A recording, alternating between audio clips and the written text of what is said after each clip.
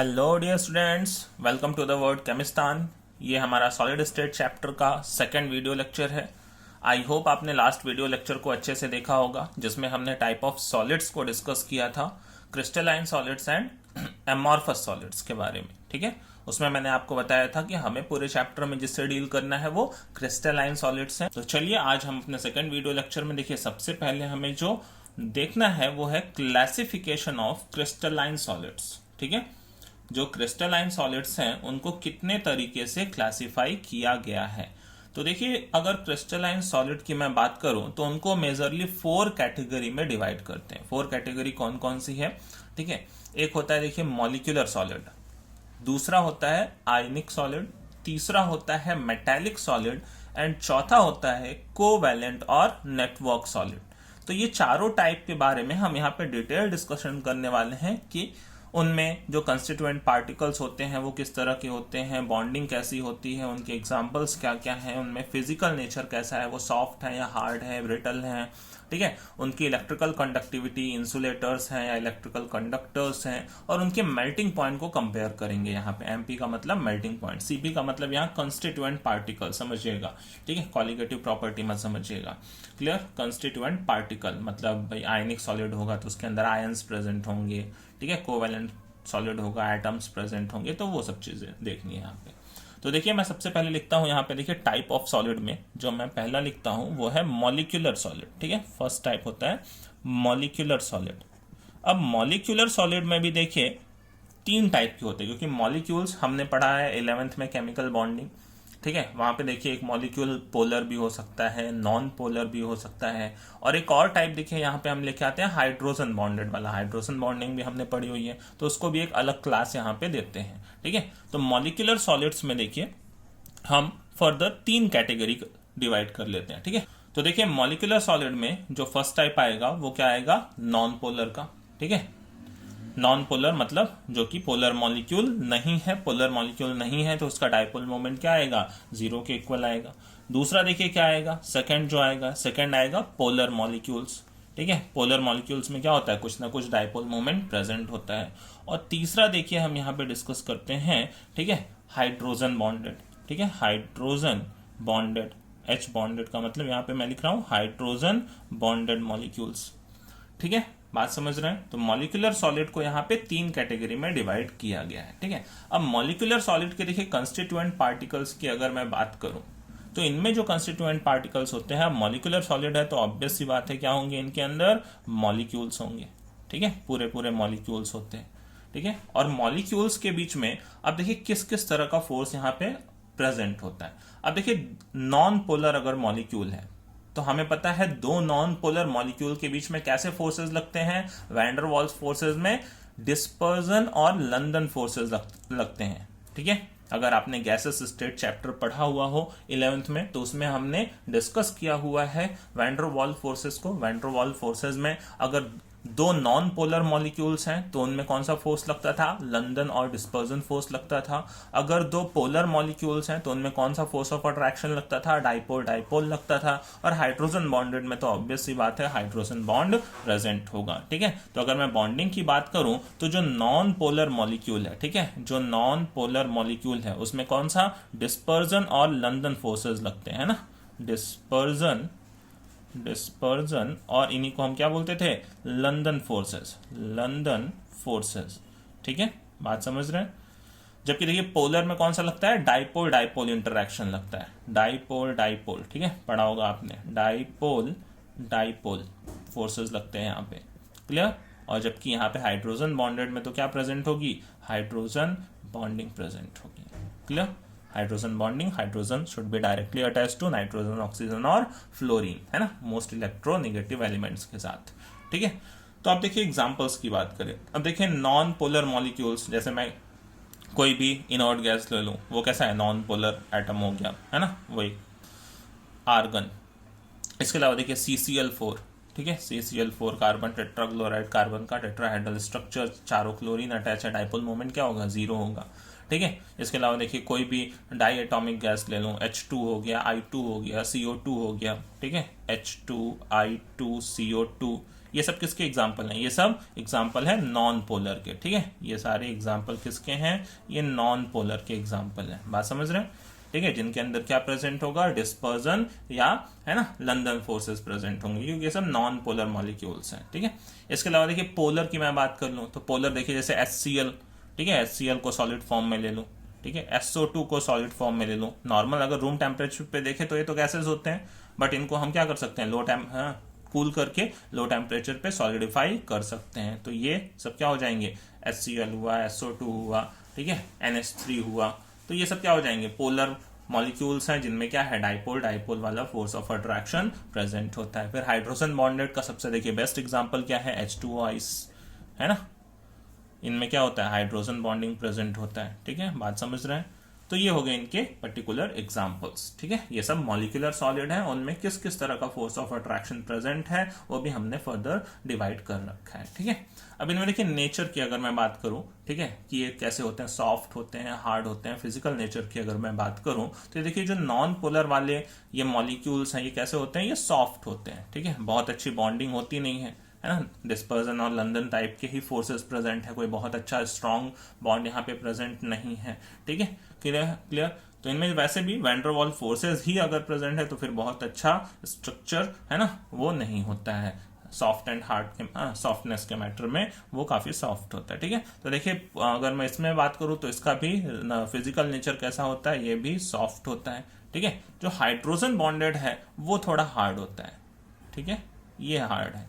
Clear है? Hydrogen bonded वाला hard है। 3 डायमेंशनल स्ट्रक्चर में हाइड्रोजन बॉन्डिंग जब जनरेट हो जाता है तो वो केज लाइक स्ट्रक्चर बना देता है H2O में, है ना। तो वो हार्ड हो जाता है, ठीक है। तो यहाँ पे देखिए इलेक्ट्रिकल कंडक्टिविटी की अगर बात करूं तो ये तीन के तीनों जो होते हैं वो इंसुलेटर्स होते हैं। देखिए कोई भी सॉलिड में अगर हमें इलेक्ट्रिकल कंडक्टिविटी करना है तो वहां पे 2 चीजें होनी चाहिए। या तो फ्री इलेक्ट्रॉन्स प्रेजेंट हो, जैसा कि मेटल्स के कंडीशन में होता है। मेटल्स में क्या प्रेजेंट होते हैं? फ्री इलेक्ट्रॉन प्रेजेंट होते हैं, तो उनसे वो इलेक्ट्रिकल कंडक्शन करते हैं। या तो क्या होना चाहिए? आयंस प्रेजेंट होने चाहिए। आयंस वो भी कैसे? मोबाइल आयंस प्रेजेंट होने चाहिए। तो सॉलिड स्टेट में नहीं, वो भी कौन सा? लिक्विड स्टेट में आयंस के थ्रू क्या होता है? इलेक्ट्रिकल कंडक्शन होता है। तो यहाँ पे तो इन सब में वैसा कोई कंडीशन ही नहीं है ना। तो यहाँ पे ना तो कोई फ्री इलेक्ट्रॉन प्रेजेंट है, ना तो कोई मोबाइल आयंस प्रेजेंट है। तो ये सब के सब क्या है? इलेक्ट्रिकली इंसुलेटर्स हैं, ठीक है। ये सब के सब इंसुलेटर्स हैं। ये भी इंसुलेटर है, ये भी इंसुलेटर है, ठीक है। और ये नीचे वाले भी क्या है? इंसुलेटर्स है, ठीक है। तो ये पूरा क्लास ही क्या है? मॉलिक्यूलर सॉलिड्स का इंसुलेटर का क्लास है, ठीक है। मेल्टिंग पॉइंट देखिए इनमें सबसे वीक कौन सा फोर्स है? ये डिस्पर्जन लंदन। तो मेल्टिंग पॉइंट सबसे लो किसका हो जाएगा? इसका हो जाएगा। तो इसमें वेरी लो लिख देते हैं, ठीक है। बात समझ रहे हैं? इसमें देखिए थोड़ा स्ट्रॉन्ग फोर्स हुआ, डिस्पर्जन और लंदन फोर्सेस से थोड़े अच्छे हो जाते हैं, डाइपोल डाइपोल। तो इसका वेरी लो की जगह पे लो लिख देते हैं, ठीक है। इसका भी क्या हो जाएगा? लो ही हो जाएगा। बात समझ रहे हैं? क्योंकि इनसे जाए तो किसका होगा? आयनिक का। इलेक्ट्रोस्टैटिक फोर्स ऑफ अट्रैक्शन अच्छा होता है, ठीक है। तो आयनिक बॉन्ड ज्यादा स्ट्रांग होता है as compare to covalent bond, ठीक है, वो कि यहाँ पे प्रेजेंट नहीं है, ठीक है। तो देखिए सेकंड आ जाता है क्या? नेक्स्ट आयनिक सॉलिड्स के बारे में हम बात करते हैं। सेकंड जो है हमारे पास आयनिक सॉलिड्स, आयनिक सॉलिड्स की बात कर लेते हैं। अब देखिए आयनिक सॉलिड्स में क्या प्रेजेंट होता है? कंस्टिट्यूएंट पार्टिकल्स, आयंस प्रेजेंट होते हैं, कैटायंस, एनायंस, है ना, आयंस प्रेजेंट होते हैं। उनमें बॉन्डिंग कौन सा लगता है? इलेक्ट्रोस्टैटिक फोर्स ऑफ अट्रैक्शन, है ना, जिसको हम आयनिक बॉन्ड भी बोलते हैं। कुलाम्बिक और इलेक्ट्रोस्टैटिक फोर्स ऑफ अट्रैक्शन। तो इनके बीच में पॉजिटिव और निगेटिव चार्ज के बीच में आयंस होते हैं, ठीक है, कैटायंस होते हैं और एनायंस होते हैं, ठीक है। तो इनके बीच में कौन सा फोर्स ऑफ अट्रैक्शन लग रहा होता है? इनके बीच में कुलाम्बिक और इलेक्ट्रोस्टैटिक फोर्स ऑफ अट्रैक्शन लग रहा होता है। कुलाम्बिक, ठीक है, और इलेक्ट्रोस्टैटिक फोर्स ऑफ अट्रैक्शन लगता है, ठीक है। और जिसको हम क्या बोलते हैं? आयनिक बॉन्ड भी बोलते हैं, आयनिक बॉन्ड नॉर्मल लैंग्वेज में, ठीक है।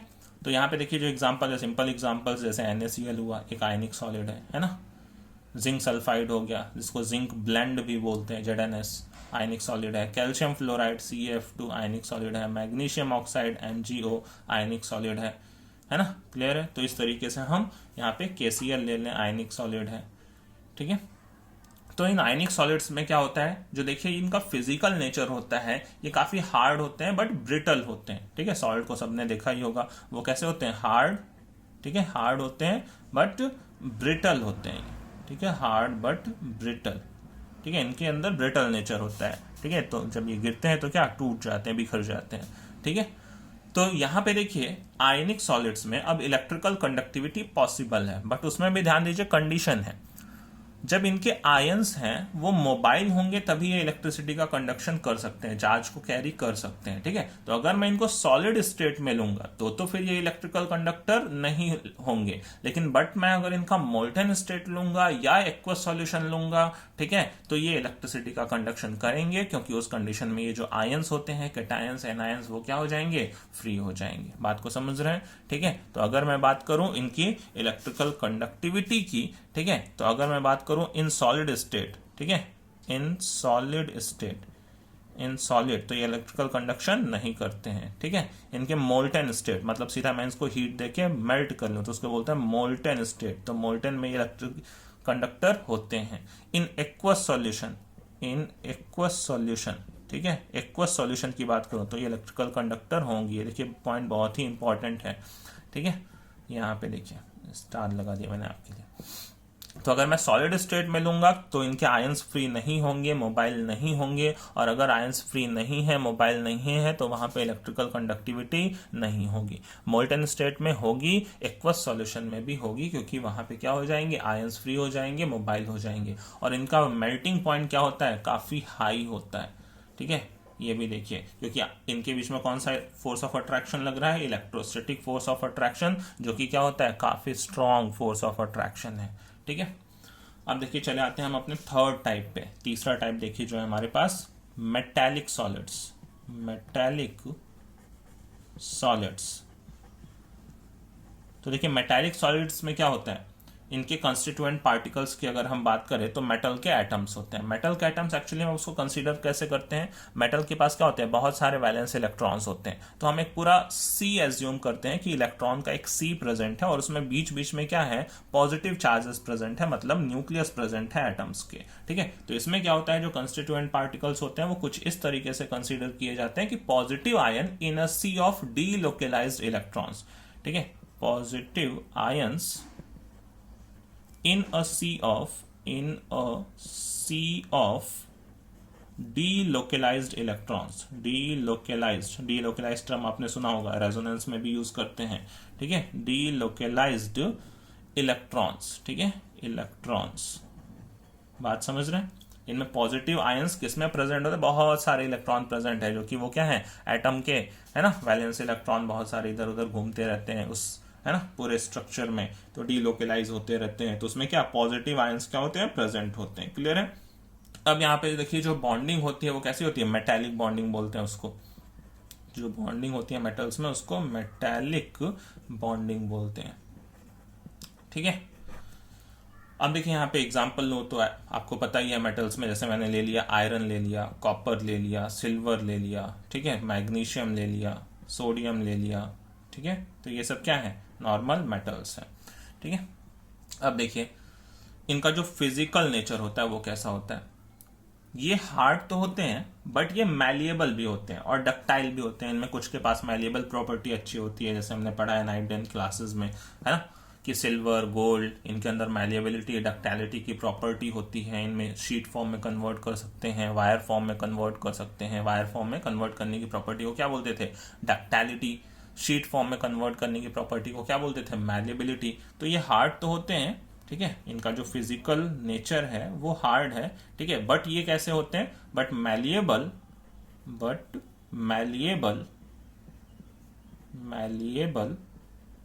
ठीक है, एंड डक्टाइल, ठीक है, इनके अंदर मैलिएबिलिटी होती है और डक्टाइलिटी होती है, ठीक है। तो चलिए अब इनके अंदर देखिए ये इलेक्ट्रिकल कंडक्टर होते हैं या नहीं होते हैं, तो बिल्कुल होते हैं, ठीक है। सॉलिड स्टेट में भी इलेक्ट्रिकल कंडक्टर्स होते हैं, क्यों, क्योंकि इनमें क्या होते हैं, डीलोकेलाइज्ड इलेक्ट्रॉन। मैंने कहा क्या होना चाहिए, दो चीजें होनी चाहिए इलेक्ट्रिकल कंडक्शन के लिए, या तो मोबाइल आयंस होने चाहिए, जो कि यहाँ पे प्रेजेंट थे, या तो फ्री इलेक्ट्रॉन्स होने चाहिए जो कि यहाँ पे प्रेजेंट होते हैं। ठीक है, तो इस वजह से क्या ये कंडक्टर्स होते हैं even solid as well as in molten state. जबकि आयनिक सॉलिड्स वो सॉलिड केस में इलेक्ट्रिकल कंडक्टर नहीं थे, जबकि ये क्या होंगे इन सॉलिड स्टेट में भी ये इलेक्ट्रिकल कंडक्टर होंगे। ठीक है, अगर मैं बात करूं इन सॉलिड स्टेट, ठीक है, तो ये इलेक्ट्रिकल कंडक्टर होंगे। और अगर मैं बात करूं इन मोल्टन स्टेट, ठीक है, इन मोल्टन स्टेट में भी क्या होंगे ये इलेक्ट्रिकल कंडक्टर होंगे। अब मेटल्स का एक्वा सॉल्यूशन में तो कोई चांस होता नहीं है भाई कि मेटल का एक्वा सॉल्यूशन बनाओ। ठीक है, बात समझ रहे हैं, सॉल्ट का बनाते हैं वो तो क्लियर। तो यहाँ पे सॉलिड और मोल्टन दोनों स्टेट में क्या होते हैं फ्री इलेक्ट्रॉन्स प्रेजेंट होते हैं, जिसकी वजह से ये इलेक्ट्रिकल कंडक्टर होते हैं। और इनका भी मेल्टिंग पॉइंट क्या होता है हाई ही होता है। ठीक है, इनका भी मेल्टिंग पॉइंट हाई होता है।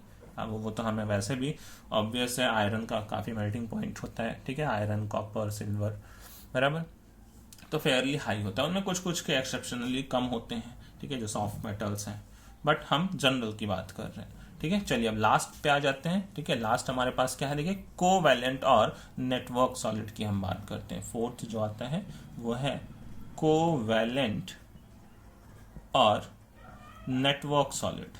ठीक है, नेटवर्क सॉलिड। अब देखिए कोवैलेंट और नेटवर्क सॉलिड में क्या होता है। कोवैलेंट और नेटवर्क सॉलिड, जैसे कि आप सबने सुना होगा कार्बन है ना के दो एलोट्रॉप्स, डायमंड, ग्रेफाइट। ठीक है, ऐसे क्वार्ट्ज हो गया, ठीक है, सिलिकॉन कार्बाइड हो गया, तो वो सब क्या है उनमें पूरा नेटवर्क स्ट्रक्चर होता है। ठीक है, डायमंड में देखें तो पूरा टेट्राहेड्रल नेटवर्क स्ट्रक्चर होता है, ग्रेफाइट में भी है ना एक हेक्सागोनल 3 डायमेंशनल स्ट्रक्चर होता है, layered structure, layer by layer उसमें अरेंज होते हैं।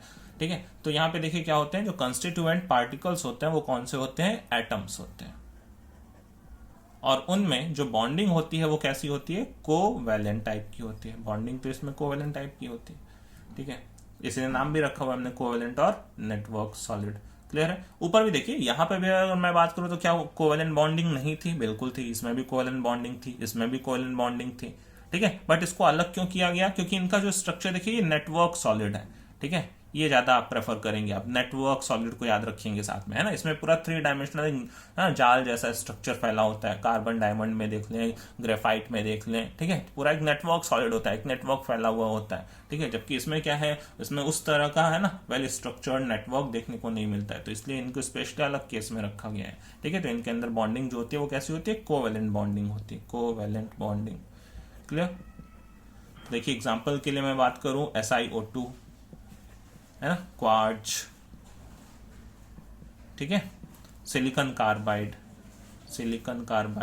कार्बन हो गया, कार्बन के 2 एलोट्रॉप्स है ना, देखिए डायमंड और ग्रेफाइट। कार्बन में डायमंड भी हो गया, वो भी एक नेटवर्क सॉलिड है, और कार्बन में ग्रेफाइट भी हो गया, ठीक है, तो ये सब नेटवर्क सॉलिड के एग्जांपल हैं। अब इनमें देखिए जो ये सब स्ट्रक्चर्स हैं, ये नॉर्मली क्या है, ये ग्रेफाइट यहाँ पे एक्सेप्शनल कंडीशन है। ठीक है, ग्रेफाइट को आप अलग से याद रखिए, ग्रेफाइट कैरेक्टरिस्टिक इन सबसे अलग होती है। ठीक है, ये सब की बात करें तो ये सब हार्ड होते हैं, जबकि ये जो कार्बन ग्रेफाइट है ये कैसा होता है, सॉफ्ट होता है। ये इसके लेयर्ड स्ट्रक्चर की वजह से होता है, जो लेयर्स होते हैं एक दूसरे पर स्लिप कर सकते हैं। ठीक है, इनमें डीलोकेलाइज इलेक्ट्रॉन प्रेजेंट होते हैं। ठीक है, तो इसका जो ग्रेफाइट का स्ट्रक्चर है वो बिल्कुल अलग है इन सब से। तो बाकी सब हार्ड है, बट इसमें जो ये ग्रेफाइट है वो सॉफ्ट है। कंडक्टिविटी के मैटर में अगर हम देखें तो ये बाकी सब क्या है, इंसुलेटर्स हैं। ठीक है, ये बाकी सब की अगर मैं बात करूं तो ये इंसुलेटर्स हैं, इलेक्ट्रिकल कंडक्शन नहीं करते हैं। बट जो ग्रेफाइट है वो इलेक्ट्रिकल कंडक्टर है। ठीक है, तो ये एक एक्सेप्शनल केस है ग्रेफाइट का, ध्यान रखिएगा। ठीक है, ये कंडक्टर है, कंडक्टर। अगर आपने पी ब्लॉक का चैप्टर पढ़ा हो 11th में, तो उसमें भी हमने क्या है, ग्रेफाइट का और डायमंड का स्ट्रक्चर डिस्कस किया हुआ है, डिटेल में वहां पे आता है। डायमंड का भी स्ट्रक्चर आता है, ग्रेफाइट का भी स्ट्रक्चर आता है। ग्रेफाइट में क्या होते हैं, हेक्सागोनल एक पूरी शीट होती है, लेयर्स होते हैं, लेयर बाय लेयर स्ट्रक्चर होता है, एक दूसरे के ऊपर स्लाइड कर सकते हैं, फ्री इलेक्ट्रॉन प्रेजेंट होते हैं, एक कार्बन के 3 ही बॉन्ड प्रेजेंट होते हैं, चौथा इलेक्ट्रॉन क्या होता है उसमें घूमता रहता है। ठीक है, तो ये इलेक्ट्रिकल, उसी 4th इलेक्ट्रॉन की वजह से क्या होते हैं, ये इलेक्ट्रिकल कंडक्टर होते हैं। क्लियर है। इनका भी अगर मैं बात करूं किसकी, मेल्टिंग पॉइंट की अगर बात करूं तो मेल्टिंग पॉइंट इनका भी क्या होता है, वेरी हाई होता है। ठीक है, वेरी हाई। तो ये बात थी different types of crystalline solids की। ठीक है, हमने यहाँ पे डिस्कस कर लिया कि कितने टाइप के क्रिस्टलाइन सॉलिड्स होते हैं, ओवरऑल उनके रिलेटिव कैरेक्टरिस्टिक्स क्या हैं। ओके, तो चलिए फिर अब इसके बाद हम आते हैं अपने नेक्स्ट टॉपिक पे, जो कि है हमारा स्ट्रक्चर से रिलेटेड। अभी हमें आगे क्या करना है, सारे स्ट्रक्चर्स को डिस्कस करना है। ठीक है, सॉलिड में स्ट्रक्चर्स कैसे कैसे प्रेजेंट होते हैं। ओके, तो देखिए नेक्स्ट बढ़ते हैं हम स्ट्रक्चर की तरफ। सॉलिड्स में स्ट्रक्चर किस टाइप से हम स्टडी करते हैं, जो एटम्स, आयंस और मॉलिक्यूल्स हैं उनका अरेंजमेंट हम किस तरीके से स्टडी करते हैं, क्योंकि मैंने आपको पहले ही बोला कि this chapter is all about the arrangement of atoms, ions और मॉलिक्यूल्स। तो देखिए उसके लिए हमें कुछ टर्म्स पहले डिस्कस करने पड़ेंगे जिनका यूज हम पूरे चैप्टर में करेंगे। तो देखिए जो सबसे पहले टर्म आते हैं स्ट्रक्चर के मैटर में वो होते हैं crystal lattice and unit cells. ठीक है, ये दो अलग अलग चीजें हैं। सबसे पहले आपको मैं क्रिस्टल लैटिस की डेफिनेशन बताता हूं कि ये क्रिस्टल लैटिस क्या होता है। ठीक है, तो क्रिस्टल लैटिस देखिए क्या होता है। ठीक है, क्रिस्टल लैटिस के बारे में अगर मैं बोलूं तो a regular three dimensional arrangements of 3D मतलब 3-डायमेंशनल अरेंजमेंट ऑफ, ठीक है, अरेंजमेंट ऑफ पॉइंट्स। अब वो पॉइंट्स क्या हो सकते हैं, ठीक है, वो एटम्स, आयंस, मॉलिक्यूल्स। पॉइंट्स से मतलब यहाँ पे क्या है, एटम्स प्रेजेंट होंगे स्ट्रक्चर में, या आयंस प्रेजेंट होंगे, ठीक है, या मॉलिक्यूल्स प्रेजेंट होंगे। ठीक है, इन सब का हमें क्या करना होता है, अरेंजमेंट देखना होता है, एटम्स, आयंस, मॉलिक्यूल्स। ओके, तो a regular three dimensional arrangement of points in space is called a crystal lattice। ठीक है, तो ये होता है क्रिस्टल लैटिस का एक छोटा सा डेफिनेशन कि हमने कुछ पॉइंट्स स्पेस में अरेंज कर रखे हैं। वो किसको रिप्रेजेंट करेंगे, एटम्स को, आयंस को या मॉलिक्यूल्स को रिप्रेजेंट करेंगे। ठीक है, एटम्स, आयंस, मॉलिक्यूल्स को वो रिप्रेजेंट करेंगे। क्लियर? ठीक है, तो देखिए टोटल मैं अगर बात करूं तो 14 पॉसिबल टाइप के 3D लैटिसेस होते हैं जिनको हम ब्रेवाइस लैटिसेस बोलते हैं। अभी मैं कुछ फिगर्स आपके लिए बनाने वाला हूं। ठीक है, आगे तो देखिए मैं पहला पॉइंट लिखता हूं इनके बारे में। देयर आर ओनली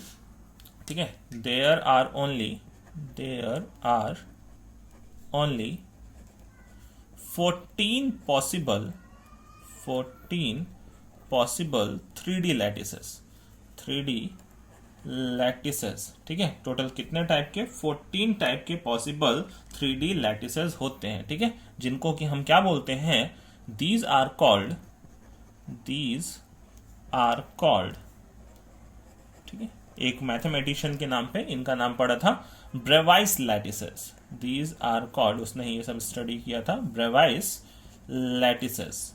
ठीक है, इनको 14 टाइप के पॉसिबल अरेंजमेंट्स होते हैं जिनको हम क्या बोलते हैं, ब्रेवाइस लैटिसेस बोलते हैं। बात समझ रहे हैं? जो एटम, साइंस, मॉलिक्यूल्स का स्पेस में अरेंजमेंट करेंगे वो टोटल 14 टाइप का पॉसिबल होता है। वो कौन कौन से होते हैं अभी हम आगे उसको डिटेल में डिस्कस करने वाले हैं और उनको हम क्या बोलते हैं, ब्रेवाइस लैटिसेस बोलते हैं। ठीक है, अब देखिए जो पॉइंट्स होते हैं जिनको हम स्पेस में दिखाते हैं, तो ईच पॉइंट, ठीक है, ईच पॉइंट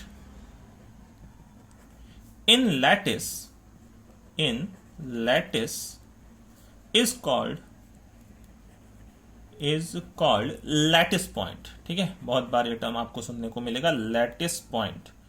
ठीक है, लैटिस पॉइंट और लैटिस साइट। ठीक है, लैटिस पॉइंट भी बोलते हैं या उसी को हम लैटिस साइट भी बोलते हैं। ठीक है, लैटिस साइट। क्लियर? तो each point in lattice is called lattice point और लैटिस साइट। ठीक है, ओके। अब जैसे देखिए मैं आपके लिए एक सिंपल से एक लैटिस का फॉर्मेशन करता हूं। ये सपोज करिए ये इस तरीके से क्यूबिकल एक तरीके से लैटिस मैं आपके लिए बना रहा हूं यहाँ पे। ठीक है, एक स्ट्रक्चर है कुछ इस तरीके का, एक क्यूब पहले मैंने जनरेट कर लिया। ठीक है, एक बड़ा क्यूब जनरेट कर लिया, फिर इसको मैं छोटे छोटे क्यूब्स में डिवाइड करने वाला हूँ। ठीक है, ये बड़े क्यूब को मैं और भी छोटे छोटे पार्ट्स में डिवाइड करने वाला हूँ। छोटा बना के फिर बड़ा बना सकता था, ठीक है, बट बड़े से छोटा बनाना ज़्यादा कंपैरेटिवली इजी है। ठीक है, इसको मैंने डिवाइड किया, देखिए यहाँ बीच में से, ठीक है, ये लेफ्ट साइड से ठीक है, बॉटम में भी डिवाइड कर लिया, ठीक है, ये राइट साइड से भी डिवाइड कर लिया, इधर ऊपर वाले फेस पे भी मैंने एक डिवाइड मार्क कर लिया, यहाँ पे भी डिवाइड मार्क कर लिया, इसको ज्वाइन कर दिया, ठीक है। ये मैंने आपके लिए एक लैटिस का जनरेशन कर दिया है यहाँ पे, ठीक है। ये देखिए यहाँ पे भी मैंने इस वाले फेस पे भी, इस वाले फेस पे भी 2 मार्क्स करके और यहाँ पे भी ये लाइंस ज्वाइन कर दी। क्लियर। अब देखिए यहाँ पे आपको बहुत सारे क्यूबिकल स्ट्रक्चर्स दिखाई दे रहे हैं ना। ये पूरा एक लैटिस चल रहा है। अब ये कंटिन्यू है, मतलब ये कोई सॉलिड का स्ट्रक्चर है सपोज करिए। अब ये इधर भी कंटिन्यू है, इधर को भी कंटिन्यू है, ठीक है, अपर साइड में भी कंटिन्यू है, बॉटम में भी कंटिन्यू है। ये इस तरीके से चल रहा है, पूरा एक जाल जैसा स्ट्रक्चर है, जिसको हम क्या बोलते हैं, लैटिस। अब इसमें क्या होते हैं, ये जो लाइंस है ये इमेजिनरी है, ये केवल इसलिए बनाई गई हैं कि हम जो एटम्स हैं उनकी पोजीशन को बता पाए, एक दूसरे के साथ रिलेटिव पोजीशन क्या है उनकी। अब जैसे यहाँ पे क्या होंगे, एटम्स रखे होंगे। अब सपोज करिए यहाँ पे एटम रखा हुआ है, इस पॉइंट पे एटम रखा हुआ है, इस पॉइंट पे एटम रखा हुआ है, ये सारे पॉइंट्स पे क्या है, एटम्स प्लेस है, जिनको हम क्या बोलते हैं, लैटिस पॉइंट्स बोलते हैं। वही हमने बोला यहाँ पे, ईच पॉइंट इन लैटिस, ठीक है, ये एक बहुत बड़ा सा लैटिस है, ठीक है, और each point in lattice is called lattice point और लैटिस साइड, ठीक है। तो देखिए ये सब यहाँ पे क्या है, ये सब यहाँ पे लैटिस पॉइंट्स हैं, या ये सब हम क्या बोलते हैं, लैटिस साइड्स बोलते हैं। अब ये लैटिस पॉइंट या लैटिस साइड्स हैं क्या, ये किसको रिप्रेजेंट करते हैं, ये एटम्स को, आयंस को और मॉलिक्यूल्स को रिप्रेजेंट करते हैं, ठीक है। तो ये जितने भी पॉइंट्स हमने बना रखे हैं ये सब किसको रिप्रेजेंट कर रहे हैं, आइदर किसी स्ट्रक्चर में एटम्स को रिप्रेजेंट कर रहे हैं और आयंस को रिप्रेजेंट कर रहे हैं और मॉलिक्यूल्स को रिप्रेजेंट कर रहे हैं। बात समझ रहे हैं। चलिए अब हम आते हैं यूनिट सेल। आई होप आप लैटिस समझ गए होंगे। ये जो 3 डायमेंशनल अरेंजमेंट है एटम्स, आयंस, मॉलिक्यूल्स का, पॉइंट्स का, ठीक है, उनको ही हम क्या बोल रहे हैं, लैटिस बोल रहे हैं। ये पूरा कंटिन्यू है दोनों साइड में, ठीक है, ऊपर नीचे आगे पीछे, ठीक है, लेफ्ट राइट पूरा ही कंटिन्यू चल रहा है। क्लियर है। तो इनको ही हम, इनके टोटल कितने वेरिएशंस होते हैं, बहुत सारे होते हैं, 14 पॉसिबल वेरिएशंस होते हैं। क्लियर है, 3D लैटिसेस के, वो हम आगे डिस्कस करेंगे। अब देखिए हम सबसे पहले आते हैं यूनिट सेल के ऊपर। यूनिट सेल क्या है, क्लियर। देखिए यूनिट सेल को समझिए क्या बोलते हैं। अब देखिए जो सामने हमने स्ट्रक्चर बना रखा है, ये जो सामने मैंने स्ट्रक्चर बना रखा है, इसमें देखिए अगर मैं कंसीडर करूं तो देखिए इस सामने वाले छोटे से क्यूब को अगर मैं बार बार रिपीट कर दूं तो ये बड़ा सा लैटिस जनरेट हो जाएगा। मैं किस क्यूब की बात कर रहा हूं, ये जो मैंने बना रखा है ना, ये वाला क्यूब, फ्रंट वाला, ठीक है, ये फ्रंट वाले क्यूब की बात कर रहा हूं।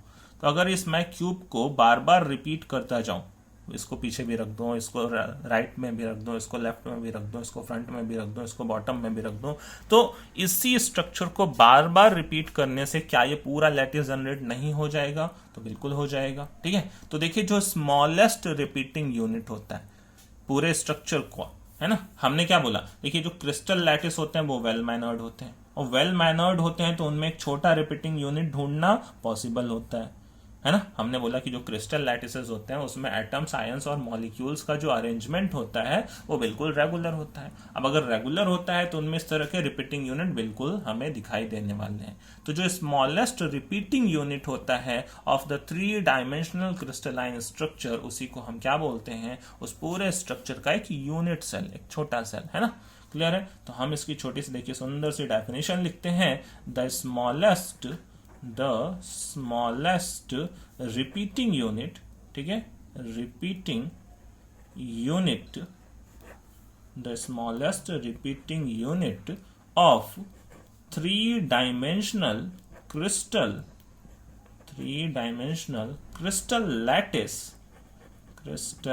lattice is called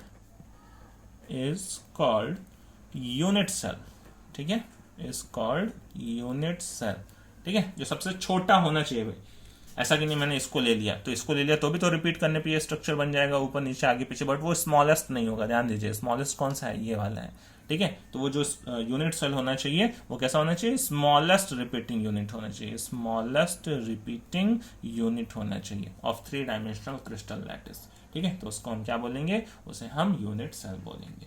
तो अब देखिए एक यूनिट सेल की कुछ कैरेक्टरिस्टिक्स होती हैं, ठीक है। जैसे मैंने एक यूनिट सेल मैंने यहाँ पे लिया हुआ है, ठीक है। तो अब इस तरह के बहुत सारे टाइप के यूनिट सेल पॉसिबल होते हैं, कभी हेक्सागोनल होता है, कभी रोम्बिक होता है, कभी मोनोक्लिनिक होता है, ठीक है, क्लियर। कभी ऑर्थोरोम्बिक होता है, तो उनके कुछ कैरेक्टरिस्टिक्स होते हैं जिससे हमें पता चलता है। जैसे ये मैंने सामने बना रखा है, ये आपको क्या दिख रहा है, क्यूब दिख रहा है। क्यूब की कैरेक्टरिस्टिक क्या होती है, जो लेंथ होती है ए बी सी, है ना, हाइट विड्थ और लेंथ, ठीक है, वो क्या होती है, इक्वल होती है। सारे साइड्स एक दूसरे के क्या होते हैं, परपेंडिकुलर होते हैं। क्लियर है। तो वही कैरेक्टरिस्टिक होती है किसी भी यूनिट सेल की। तो एक छोटी सी यहाँ पे पॉइंट आती है, ठीक है, characteristic of unit cell, characteristics of unit cell, वो क्या होते हैं, ठीक है, कैरेक्टरिस्टिक्स ऑफ यूनिट सेल। तो देखिए हम टोटल 6 कैरेक्टरिस्टिक की यहाँ पे बात करते हैं, ठीक है। पहला कैरेक्टरिस्टिक क्या, देखिए, ठीक है, 2 कैरेक्टर्स लिखेंगे, उसमें टोटल 6 हो जाएंगे। पहला तो उसका जो डायमेंशन है अलोंग 3 एजेस, है ना, ए बी सी, ठीक है, तो क्या कहते हैं, इट्स डायमेंशन अलोंग 3 एजेस, ठीक है, तीनों एज पे उसका डायमेंशन क्या है ना, जिसको हम रिप्रेजेंट करते हैं ए बी एंड सी से, ठीक है। अब वो तीनों साइड जो हो सकते हैं वो एक दूसरे के, ऐसा कोई जरूरी नहीं है ऐसा परपेंडिकुलर ही हो, तो परपेंडिकुलर हो भी सकते हैं, वो म्यूचुअली परपेंडिकुलर नहीं भी हो सकते हैं। तो इसका जो डायमेंशन है along 3 axes A B C, उसको हम कैरेक्टरिस्टिक ऑफ यूनिट सेल बोलते हैं। दूसरा, अब इनके बीच में जो एंगल होगा, ठीक है, जैसे मैंने कहा क्यूब के केस में तो सब 90 होता है, बट अदर कंडीशन में क्या हो सकता है, वो अलग भी हो सकता है, ठीक है। तो दूसरा कैरेक्टरिस्टिक में क्या होता है, एंगल, ठीक है, एंगल बिटवीन द एजेस, इन एजेस के बीच में एंगल कितना है, ठीक है, जिसको हम किससे रिप्रेजेंट करते हैं, अल्फा, बीटा एंड गैमा से रिप्रेजेंट करते हैं, ठीक है। अब ए के सामने वाला एंगल अल्फा होगा, बी के सामने वाला एंगल बीटा होगा, सी के सामने वाला एंगल गामा होगा, ठीक है। जैसे मैं अगर इस यूनिट सेल को अलग सेपरेट निकाल के लिख दूं, इस यूनिट सेल को अगर मैं अलग से यहाँ पे लिखता हूँ, बनाता हूँ, तो देखिए ये यूनिट सेल छोटा वाला मैंने बना दिया इसका, ठीक है, ये यूनिट सेल, ठीक, ये यूनिट सेल को मैंने निकाल के यहाँ पे रख दिया, इस छोटे वाले यूनिट सेल को। क्लियर। अब यहाँ पे देखिए अगर मैं बात करूं, तो देखिए ये जो एजेस हैं, अब इनको ही हम क्या, इसको सपोज करिए ए मान लिया, ये वाला है ना, ये, और ये वाली जो विड्थ हो गई, ठीक है, ये लेंथ हो गई, विड्थ हो गई, या इसको लेंथ इसको विड्थ मान ले, ए बी हो गया, ये हाइट हो गई, सी हो गई, ठीक है। तो अब ए के सामने का एंगल जो बी और सी के बीच में है, उसको हम क्या बोलेंगे, अल्फा बोलेंगे। बी के सामने का एंगल जो सी और ए के बीच में है, उसको हम क्या बोलेंगे, बीटा बोलेंगे, ठीक है। और सी के सामने का एंगल जो ए और बी के बीच में है, इसको क्या बोलेंगे, इसको गैमा बोलेंगे। बात समझ गए। तो ये हमारे टोटल क्या हो गई, टोटल 6 पैरामीटर्स हो गए, है ना, इन्हीं को बोलते हैं पैरामीटर्स भी बोलते हैं, टोटल 6 पैरामीटर्स, ठीक है, पैरामीटर्स। इनके बेसिस पे हम क्रिस्टल लैटिस, अब ये वैल्यूज दी हुई हैं कि A equal to B equal to C, alpha is equal to beta is equal to gamma is equal to 90, तो क्या हम ऑब्वियसली नहीं बोल सकते हैं कि वो क्यूबिकल यूनिट सेल होगा, बिल्कुल बोल सकते हैं। तो टोटल 6 पैरामीटर्स यही हो जाते हैं, क्या, ए बी सी, है ना, ए बी एंड सी जो एज लेंथ्स हैं, ठीक है, एंड क्या, अल्फा बीटा एंड गैमा जो उनके बीच के एंगल्स हैं। ये टोटल क्या होते हैं, 6 पैरामीटर्स होते हैं। बात समझ गए, या इनको कैरेक्टरिस्टिक ऑफ यूनिट सेल भी बोलते हैं। ओके, तो चलिए अब हमें जो आगे डिस्कस करना है वो इसी यूनिट सेल के ऊपर हमें डिस्कशन करना है कि सबसे पहले हम यूनिट सेल के टाइप देखेंगे, फिर उनमें क्या करेंगे, टोटल वेरिएशन पॉसिबल देख के टोटल 14 टाइप के ब्रेवाइस लैटिसेस को हमें एक टेबल में डिस्कस करना है।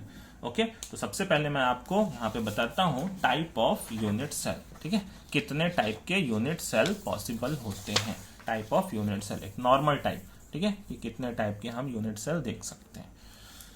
तो देखिए मैं आपके लिए एक छोटा सा हेडिंग लेता हूँ, टाइप ऑफ यूनिट सेल, ठीक है, टाइप्स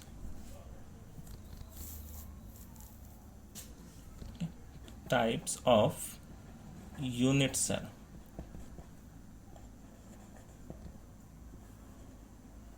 ठीक है, तो नॉर्मली देखिए मैं यूनिट सेल को अगर डिवाइड करूं तो 2 क्लास में सबसे पहले मैं डिवाइड करता हूं। ठीक है, एक देखिए क्या होता है प्रिमिटिव यूनिट सेल और दूसरे होते हैं सेंटर्ड यूनिट सेल।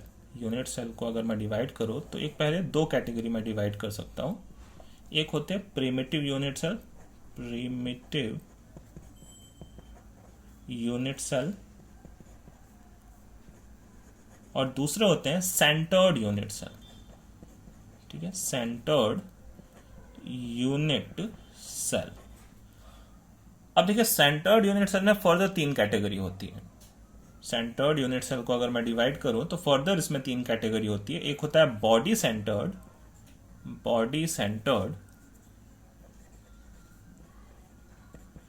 दूसरा होता है फेस सेंटर्ड,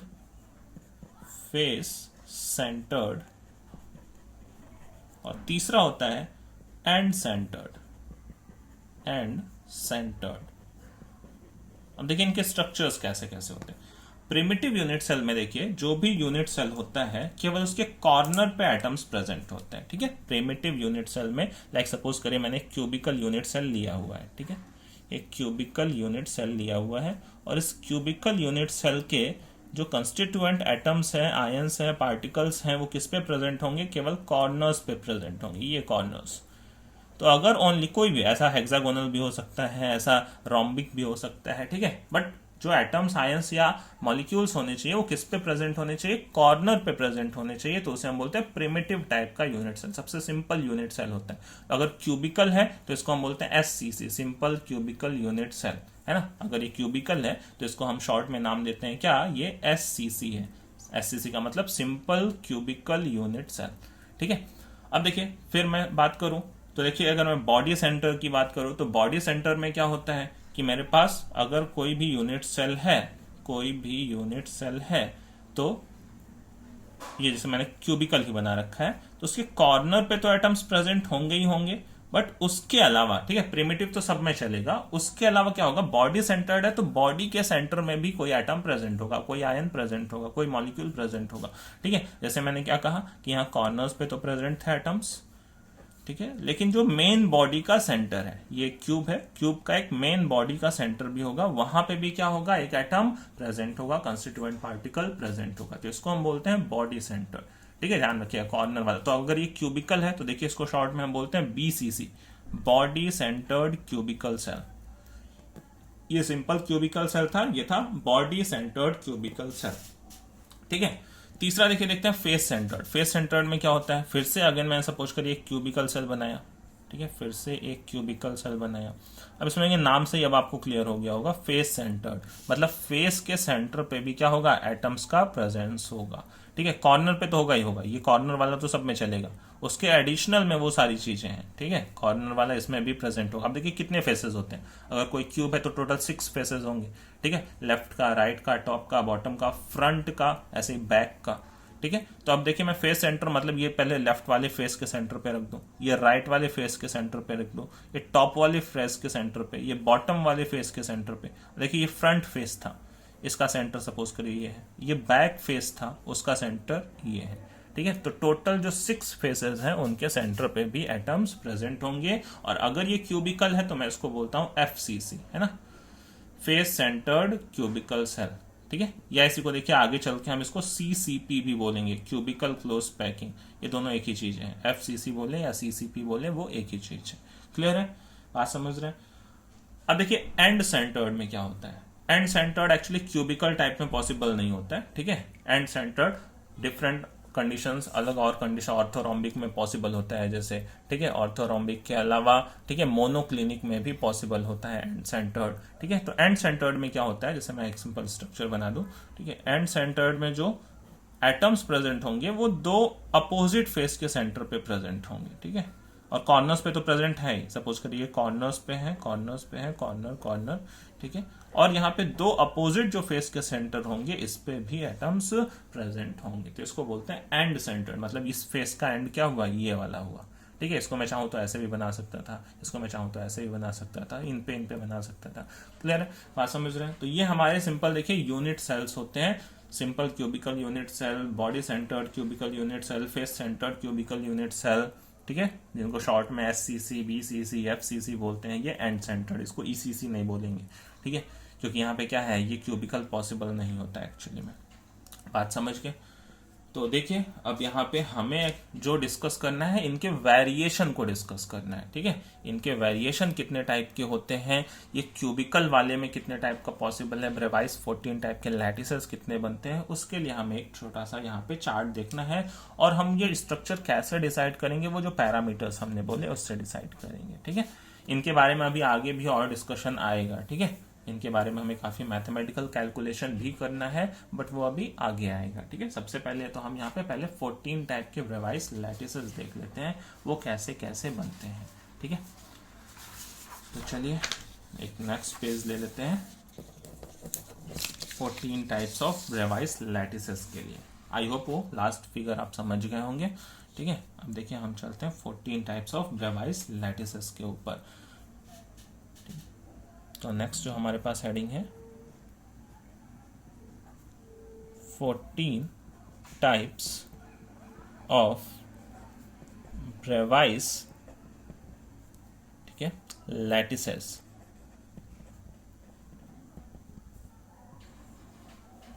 है ना। देखिए सारे वेरिएशन हमें देखने हैं। अब एक्चुअली में क्या है, जो सिस्टम होता है, जो क्रिस्टल सिस्टम है, अब मैंने कहा वो क्यूबिकल हो सकता है, वो टेट्रागोनल हो सकता है, ऑर्थोरोम्बिक हो सकता है, बहुत सारे टाइप के होते हैं। तो उसमें पॉसिबल वेरिएशन भी देखते हैं, और उनके बीच में जो एंगल्स वगैरह हैं, उनके एज लेंस वगैरह हैं, फिर उनके एग्जाम्पल्स क्या हैं वो हमें देखना होता है, ठीक है। तो चलिए फिर से मैं यहाँ पे देखिए आपको टेबुलर फॉर्म में समझाता हूँ। सबसे पहले मैं इधर लिखूंगा क्रिस्टल सिस्टम, ठीक है। क्रिस्टल सिस्टम कैसा है, क्रिस्टल सिस्टम, ठीक है। फिर सामने मैं लिखने वाला हूं उसमें क्या क्या पॉसिबल वेरिएशन कौन से, वो जो मैंने अभी पीछे आपको समझाया कि वो सिंपल है या वो फेस सेंटर्ड है या बॉडी सेंटर्ड है या एंड सेंटर्ड है, तो वो यहाँ पे पॉसिबल वेरिएशन हम लिखेंगे, ठीक है। पॉसिबल वेरिएशन यहाँ पे लिखेंगे। ये टेबल आपको याद भी रखने की जरूरत पड़ती है, सारी वैल्यूज को आपको एक बार ध्यान रखना पड़ेगा, ठीक है। फिर देखिए यहाँ पे जो एज लेंथ्स हैं उनके बारे में हम बात करेंगे।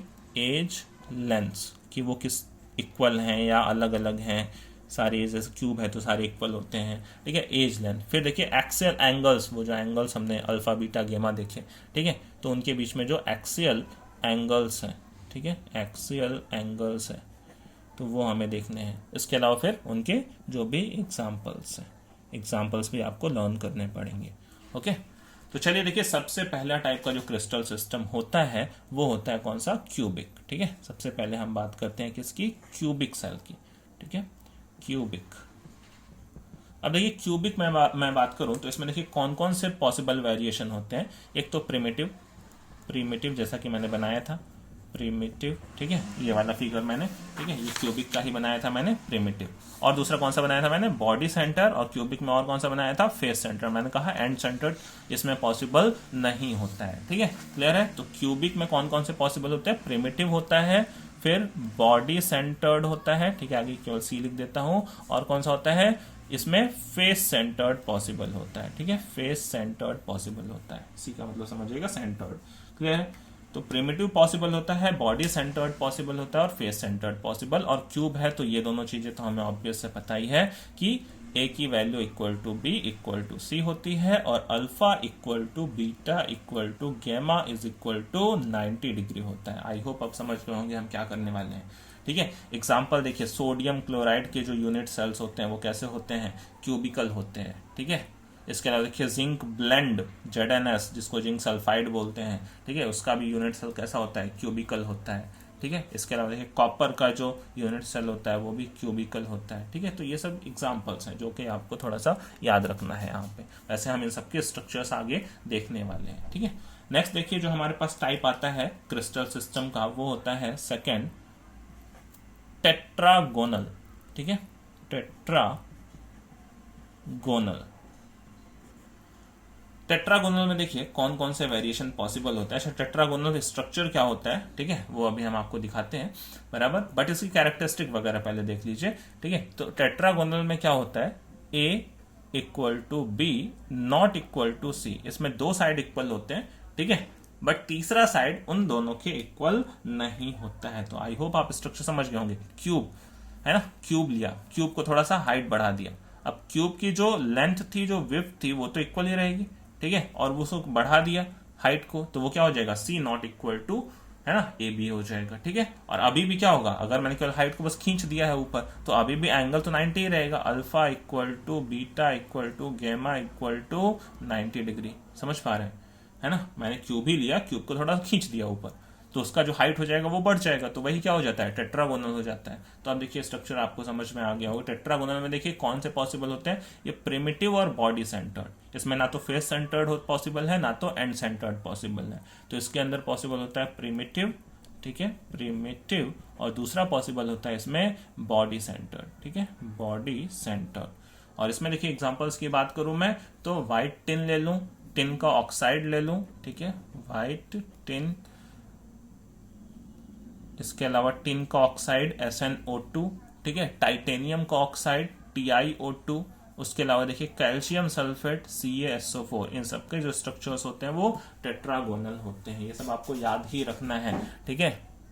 अब देखिए थर्ड आते हैं अपने पास, ठीक है। थर्ड जिस तरह का यूनिट सेल होता है वो है ऑर्थोरोम्बिक, ठीक है। तीसरा है ऑर्थोरोम्बिक, ठीक है, ऑर्थोरोम्बिक। अब ऑर्थोरोम्बिक में देखिए क्या होता है, देखिए इसमें ध्यान रखिए, ये एक ऐसा है स्ट्रक्चर जिसमें 4 के चारों वेरिएशन पॉसिबल है, ठीक है। 4 के चारों वेरिएशन मतलब क्या है, इसमें प्रिमिटिव भी बनता है, ठीक है, प्रिमिटिव।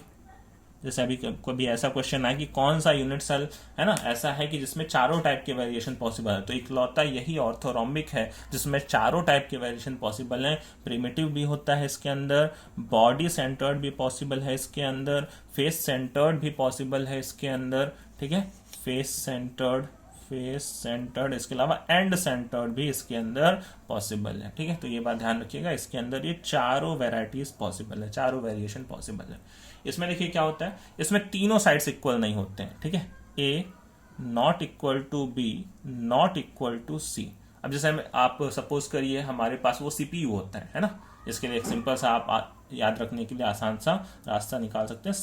CPU देखा है आपने, ठीक है, पुराने मॉडल के जो भी CPU आते हैं, ठीक है, नए नए मॉडल में तो शेप कुछ भी बना देते हैं, बट CPU एक नॉर्मल कैसा होता था, उसकी हाइट, विड्थ, लेंथ सब क्या होती थी, अनइक्वल होती थी, ठीक है। तो ऑर्थोरोम्बिक कैसा होता है, जस्ट लाइक CPU होता है, CPU वही कंप्यूटर का CPU, सेंट्रल प्रोसेसिंग यूनिट वाला, है ना, ठीक है। तो इसमें क्या होता है, सारे साइड्स भी अनइक्वल होते हैं, और जो एंगल्स होते हैं वो क्या होते हैं, सब 90 पे ही होते हैं अभी भी, ठीक है। एंगल अभी तक देखिए हमने चेंज नहीं किया हुआ है, इसमें जो एंगल्स होते हैं वो कैसे होते हैं, सब परपेंडिकुलर ही दिखते हैं CPU में, alpha equal to beta equal to gamma equal to 90 degree, ठीक है, बात समझ गए।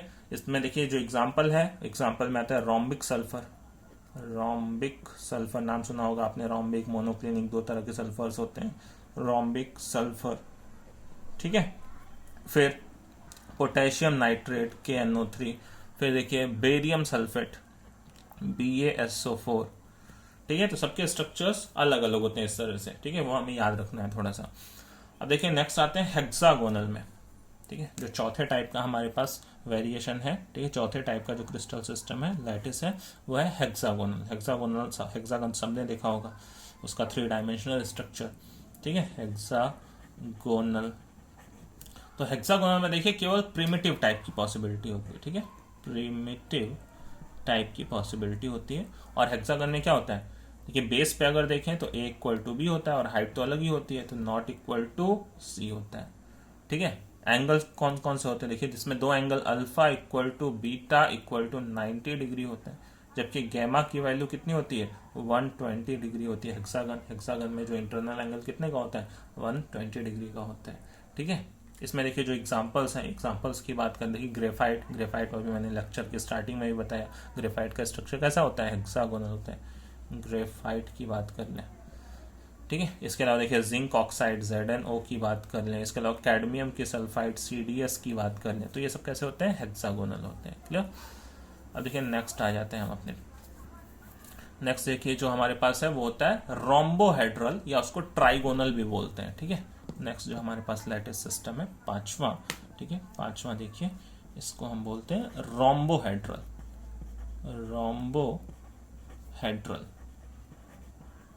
ठीक है, और इसी को हम ट्राइगोनल भी बोलते हैं, और ट्राइगोनल, ठीक है। तो इसमें देखिए कौन कौन से, इसमें भी केवल प्रिमिटिव टाइप का पॉसिबल होता है, प्रिमिटिव। और इसमें देखिए क्या होते हैं, इसमें तीनों जो लेंस हैं A equal to B equal to C होता है, ठीक है, alpha equal to beta equal to gamma but not equal to 90 degree, ठीक है। रोम्बोहेड्रल कुछ आपको याद आ रहा होगा, वो बर्फी वाला शेप है ना, बर्फी वाला शेप होता है, उसका आप क्या कर दीजिए, उसको 3 डायमेंशनल कर दीजिए, तो वो एक तरीके से कैसा दिखता है, वो दिखता है रोम्बोहेड्रल या ट्राइगोनल, उसमें भी तीनों लेंथ इक्वल हो जाती है। ठीक है, ऐसे कुछ बर्फी जैसा शेप, उसको पीछे की तरफ खींच दीजिए, है ना, तो वो कैसा हो जाता है, alpha equal to beta equal to gamma तो होता है, बट नॉट इक्वल टू 90 होता है। इसमें देखिए कैल्शियम कार्बोनेट, ठीक है, जिसका और वाला नेम क्या होता है, कैल्साइट, कैल्शियम का और होता है कैल्साइट, ठीक है, कैल्साइट कैल्शियम कार्बोनेट CaCO3। इसके अलावा देखिए HGS, जिसको सिन्ना बार बोलते हैं ना, सिन्ना बार, ये सब आपको मेटलर्जी में ये सब नाम सुनने को मिलेंगे। सिन्ना बार क्या है, मर्क्यूरी का सल्फाइड HGS होता है। ठीक है, तो कैल्साइट हुआ, सिन्ना बार हुआ, ये रोम्बोहेड्रल स्ट्रक्चर में मिलते हैं। क्लियर है। नेक्स्ट देखिए हमारे पास होता है मोनोक्लिनिक। ठीक है, फटाफट अब ये खत्म कर देते हैं, 2 और टाइप बचे हुए हैं, उसको भी मैं यहाँ नीचे लिख देता हूँ। 6 देखिए होता है हमारे पास मोनोक्लिनिक, मोनोक्लिनिक। ठीक है, मोनोक्लिनिक में भी देखिए जो टाइप पॉसिबल होता है वो केवल प्रिमिटिव होता है, प्रिमिटिव टाइप पॉसिबल होता है। इसमें भी A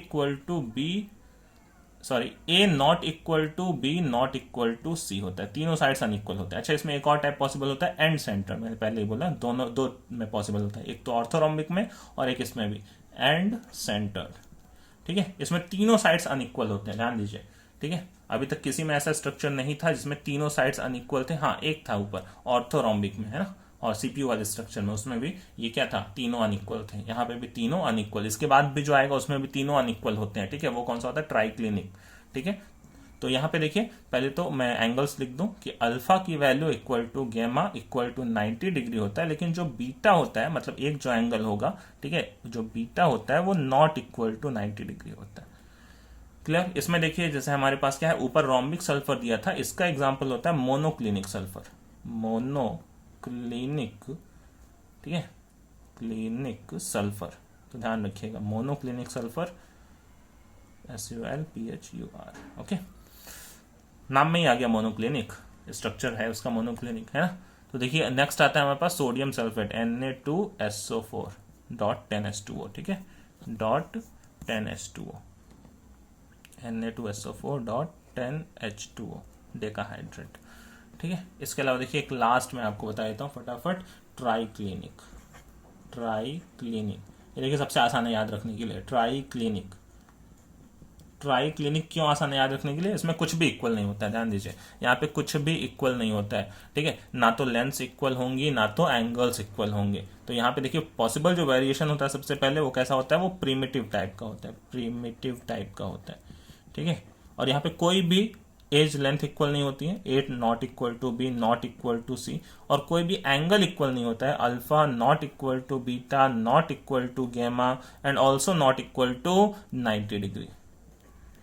ठीक है, क्लियर है। तो ये ट्राइक्लिनिक याद रखने के लिए सबसे आसान है, कुछ भी यहाँ पे इक्वल नहीं होता है। लेकिन इनके फेमस एग्जांपल देखिए, पोटेशियम डाइक्रोमेट, नाम सबने सुना होगा, K2Cr2O7, potassium dichromate triclinic structure में होता है। इसका देखिए एक और फेमस कंपाउंड है CuSO4, कितने H2O होते हैं इसके पास, .5H2O, है ना, ये भी कैसा होता है, ट्राइक्लिनिक। इसके अलावा देखिए बोरिक एसिड, ठीक है, एक और लिख देता हूं, बोरिक एसिड H3BO3, जिसको क्या बोलते हैं, बोरिक एसिड, ये भी क्या होता है, ट्राइक्लिनिक होता है। ठीक है, तो ये ट्राइक्लिनिक के एग्जांपल हैं। आई होप आपने, अब देखिए टोटल काउंट करिए, टोटल काउंट करिए कितने टाइप के हमने पढ़ लिए। देखिए ऊपर से काउंट करता हूँ, 3 टाइप यहाँ पे हो गए, 3 to 5, है ना, 5 और ये 4 हो गए, 9, 9, 10, 11, 12, 13, 14। देखिए टोटल पॉसिबल वेरिएशन मिला के कितने हो गए, टोटल 14 टाइप के ब्रेवाइस लैटिसेस हो गए। वैसे तो सिस्टम 7 ही टाइप का है ना, सिस्टम जो है वो 7 टाइप का है, बट उसमें टोटल ये पॉसिबल वेरिएशन काउंट करेंगे तो टोटल कितने हो जाते हैं आपके पास,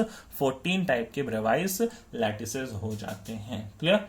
तो अब देखिए आज के लेक्चर को यहीं पे खत्म करते हैं, फिनिश करते हैं। ठीक है, नेक्स्ट वीडियो लेक्चर में मिलते हैं हम। ठीक है, जितने भी यूनिट सेल्स हैं उनके ऊपर हम बहुत सारे कैलकुलेशंस करने वाले हैं, उनके डिफरेंट पैरामीटर्स को देखने वाले हैं। ओके, तो मिलते हैं नेक्स्ट वीडियो लेक्चर में, तब तक के लिए पढ़ते रहिए। Take care.